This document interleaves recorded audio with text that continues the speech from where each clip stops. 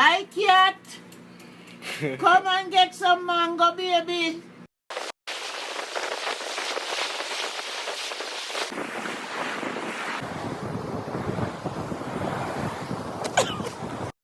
One, two, 1, 2, 3.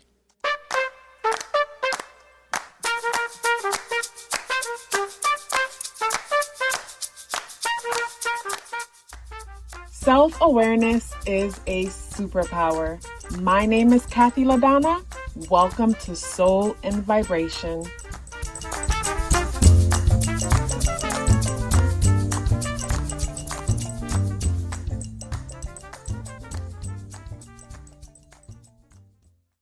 I hope the free thinkers are doing well. And if you're not doing well, I'm happy to remind you that you are the most powerful person that you know. You are the most powerful person that you know because only you can create your reality. Hey guys, today is Friday, March 7th, and the energies in the day adds up or reduced to number 1 vibration. If today is your birthday, happy birthday. The spirit guidance for today is the fire ant energy, and the fire ant energy came out in the reversal position. With the fire ant as a spirit animal coming out in the reversal position, it brings me to the thought of reserving your energy. It brings me to the thought of someone spreading themselves too thin today. And a lot of the times we spread ourselves too thin because of the expectations that we allow for others to have. Like if you find yourself in a situation where you feel a little bit resentful or feel like other people are taking advantage of your energy and taking advantage of your time, this is a great opportunity for you to take a step back and take your power back. And the way you take a step back and take your power back is reflect on the ways how you give people permission to have those expectations of you. Because I'm thinking of how for some of us, we might fear the thought of being disliked by others. So maybe consciously or unconsciously, we overextend ourselves because we want people to see us in a certain way. And after overextending ourselves, people just take, because it's almost as if, like, I think of like the person who shows up and they show up to the office with like an abundance of donuts and treats and things. And they show up with the donuts and treats and things, and everyone in the office are like, oh wow, free food. So they're going to eat as much as they can, and some even, sneak stuff some in their bags to take home to go give to their loved ones because it's free food. Where I think of the person who presented all that free food, in their mind, they were hoping that, some people would think, oh my goodness, like this person brought in all this free food. I should offer some money towards it because it must cost a lot. And it's like, like if you didn't tell them that, hey, I'm bringing in all this free food, donate some money back from all this free food that I've given, then don't expect it. I think of the person who brings in all this free food and then expected others to contribute to the free food that they brought in, because they would have thought to ask, oh, you bring in all this free food. Are you able to afford all this free food? How much would you like me to give you towards this free food? And it's like the others who don't have a problem receiving, it's like, oh, free food in the office, let me eat and not question who brought it in or where it came from. And the person who put all this effort into it, I just think of how sometimes unknowingly we can create contracts with people that they didn't agree to.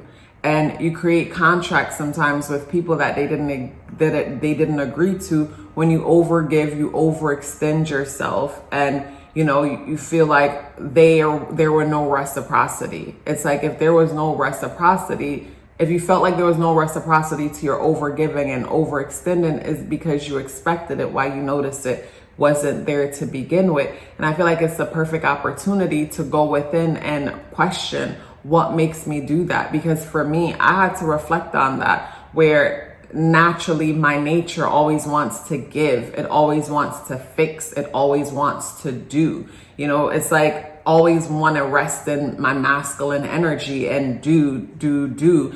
And, you know, often found myself feeling taken advantage of or unappreciated because unconsciously or consciously I gave or I did, and I was expecting a certain kind of response. And I didn't get that response, and I felt some type of way because whether it was, you know, regardless of how we wanted to, regardless of the exchange, you know, I was expecting appreciation or something, why I would feel some type of way after doing all that I did and then feel like, oh, they took advantage or, oh, they were ungrateful. It's because I expected some kind of, you know, reciprocity, some kind of back and forth. And time has taught me not to expect that from people unless we have an agreement, unless we've agreed. And instead, I've learned over time to be selfish about how I give. And when I say being selfish about how I give, you know, I give because I genuinely want to and because it makes me feel good. So whether the person acknowledges my giving, whether they say thank you or show any form of appreciation, it doesn't even matter what they did because I did it for me.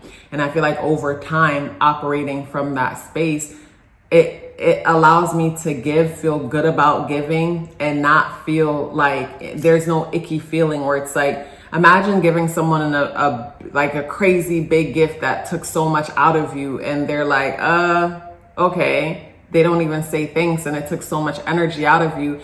And your thanks was seeing them smile or get excited about it or whatnot. And they didn't even show any of that because, you know, even though for you, you know, that was such a big thing to do for them, it's like, but I didn't ask for it. You know, for them, like, I'm not really interested in that. That's not really my thing. And it's like, imagine if you did it because you wanted to do it and you got the kicks from doing it to the point where you're so excited and thrilled from what you just did to the point where it's like, you're not even looking for a reaction or a response from them because you already got your reward just from doing it.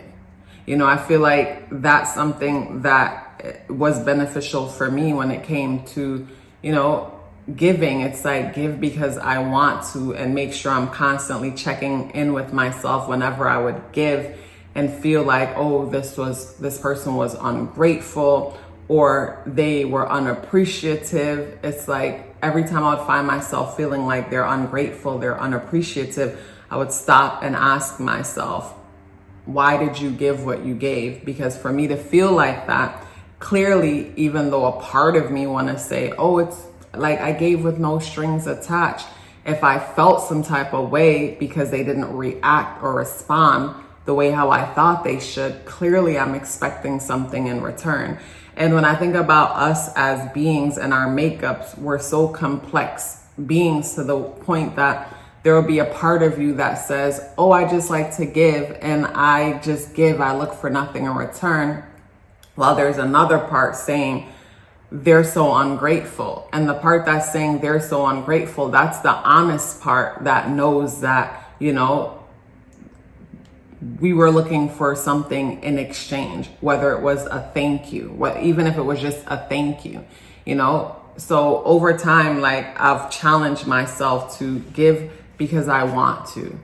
And what helped to send that home for me also, I remember hearing Oprah said something, she got something from this book called The Seed of the Soul by Gary Zukav, I think his name is. And he said something to your intentions determines the outcome of every given situation. And she gave an example saying that what she learned from that book is her intentions determines the outcome of every given situation. And an example that she gave was that say some important friends of hers invite her to an important event of theirs. And when she first got the invite, her first thought was, I don't want to go. But then her second thought was, but these people are well connected and I have an event coming up soon and I'm going to want them to come because if they come, these weren't her exact words, but this is how I'm remembering it. But if they come, it would be very beneficial. So you know what? I'm going to go to their event, you know, because I would want them to come to mine. And then I think she said she questioned herself, like, what if I go to their event, but then when it's time for my event, they don't come? Then I'm left feeling some type of way because I went hoping that they would come to mine. And say you went and you put all that energy into their event, and then now it's your event and they didn't show up. You feel robbed in a certain way, low key, even if you got to keep it to yourself, because deep down, you know, you went hoping that they would come in return, opposed to if you were invited to the event and you're like, oh my goodness, this event sounds like such a great idea. It's out in this certain place and the water is all around. I have this outfit that I've been wanting to wear. I want to socialize. Oh my goodness, I'm going to go. And you go selfishly because you want to go, not because, oh, I feel like I need to go support my friend. I need to go support this thing. You go because you want to go. And if you go because you want to go, when you get there, you have a blast, you know, you have a good time, and you get home, it's like, this was great. Or imagine if you're like, I don't really want to go, but I want to, you know, I don't want my friend to feel bad that I don't come. So you go, you're miserable, something bad happens, and it's like, or your friend is ungrateful, and it's like, your friend seems ungrateful because she doesn't seem to even acknowledge that you're there, don't pay you no mind, barely speaks to you, whatever. And it's like, I did all this for her and she doesn't even acknowledge me. Where if you went because you always wanted to wear the outfit, you wanted to be in that environment, you wanted to socialize, you wanted to get out the house, you get there and she acts how she acts, and it's like, you don't even notice because you're in your outfit, you're outside. You know what I mean? So it just brings me to the importance of whenever we do things and we find ourselves in positions feeling like someone was ungrateful, or we were robbed, or, you know, someone took more than we wanted to give. I feel like it's an opportunity for us to look into ourselves and balance that energy out within us and work on being a little bit more selfish. Because of course, what we've been conditioned to see as selfish most of the time isn't selfish. For me, I remind myself that as long as my actions aren't hurting anyone, then I'm not being selfish. As long as me putting me first is not hurting or negatively impacting anyone, then I'm not being selfish. Let's pause for a bit. I am proud of the services that I offer and excited to tell you about them. If it would be your first time booking with me, then I recommend the natal chart and numerology awareness coaching session. For a while, that was the only service I offered, along with the 30-minute tarot reading, which is still available if you're interested. I noticed the pattern. At the end of the natal chart and numerology coaching sessions, some of you would ask me for a follow-up service options for additional clarity and guidance to assist you with whatever you're going through at the moment. I kept saying, I'll look into it. I don't know why it took me so long. Finally, I have created that option along with the service option to book a solar return chart reading for those of you who are strategic and like to plan ahead.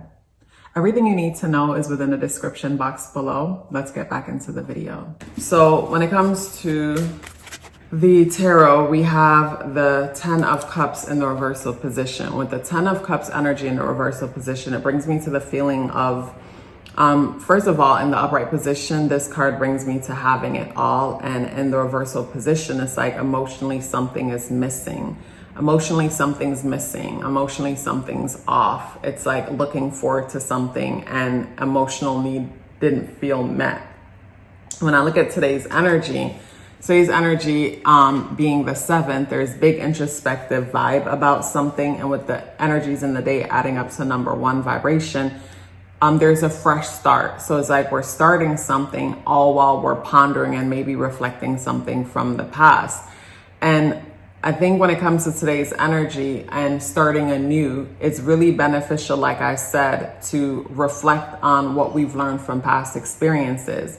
And for me, it was a matter of, like I said, whenever I found myself feeling like I was taken advantage of or someone was being ungrateful, every time I found myself feeling that way, it was an opportunity to question my motives when it came to giving.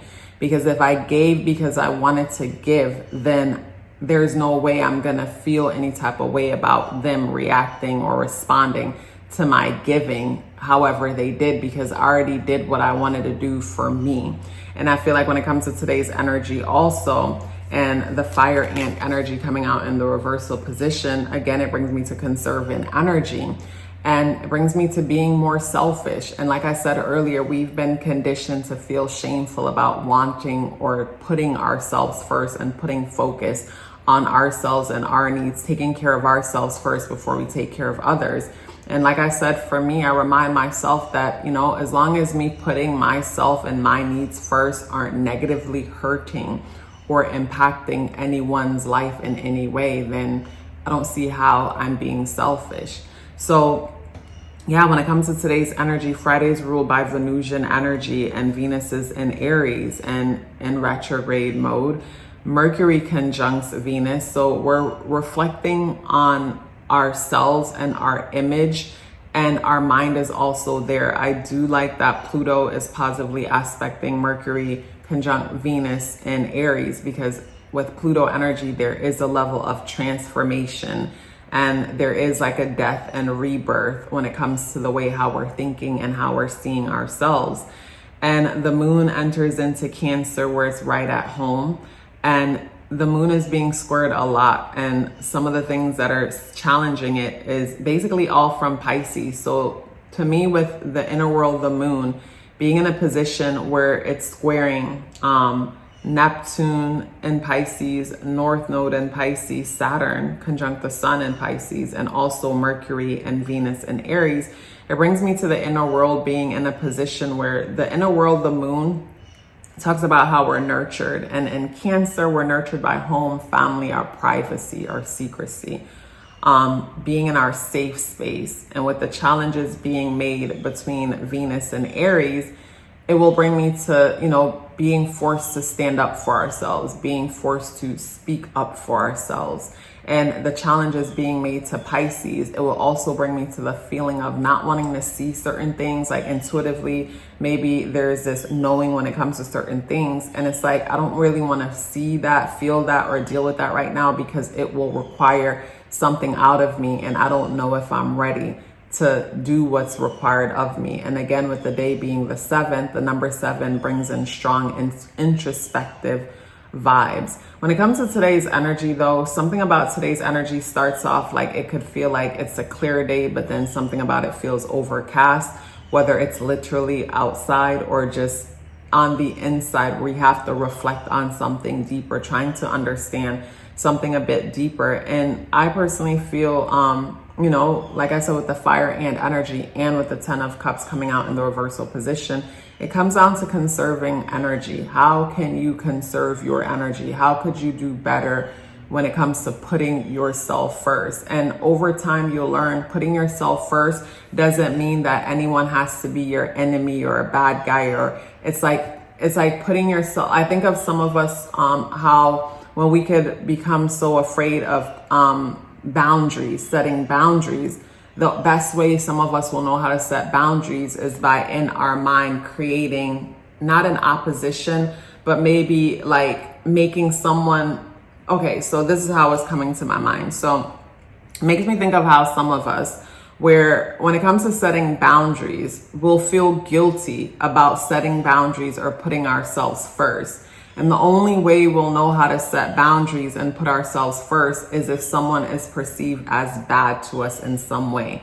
So in some cases, we have to make certain people bad or make ourselves mad, even if it's not outright mad, but feel some type of way in order to justify saying no. And it's like, you don't have to make someone bad, you know, in order to say no to them. You know, you could like someone and think they're amazing, but still say no, you know, put up boundaries. So something about today's energy feels like boundaries has a big part in it. And I love that Venus is retrograde in Aries, and positively speaking of Pluto and Aquarius, because I feel like that transit forces us to do better. It's like you deserve more. and it makes you reflect on the fact that you deserve more. And being in a 9 personal year, it brings me to the thought of generational changes, in the sense that, you know, a shift in a connection, whether it's work, romantic, platonic, in a connection or in a way that you show up, and things have to evolve to the next level or come to an ending because, you know, for the longest, maybe you never knew your worth or knew how to put yourself first. And now with this, you know, transit happening in a 9th year, things are shifting and coming to a major ending or evolving to the next level. But either way, when it's all said and done, I feel like for a lot of us, we'll learn our worth. We'll learn our worth and know that our worth comes from the fact that we exist and not from what we do for people or what people think about us. It was a pleasure sharing this message with you. Before you go anywhere, let me know you're here with me by dropping me a red heart in the comment box below. I look forward to seeing you tomorrow. Love yourself as if your life depended on it, because it does. Take care of yourself, and I look forward to seeing you in the next video.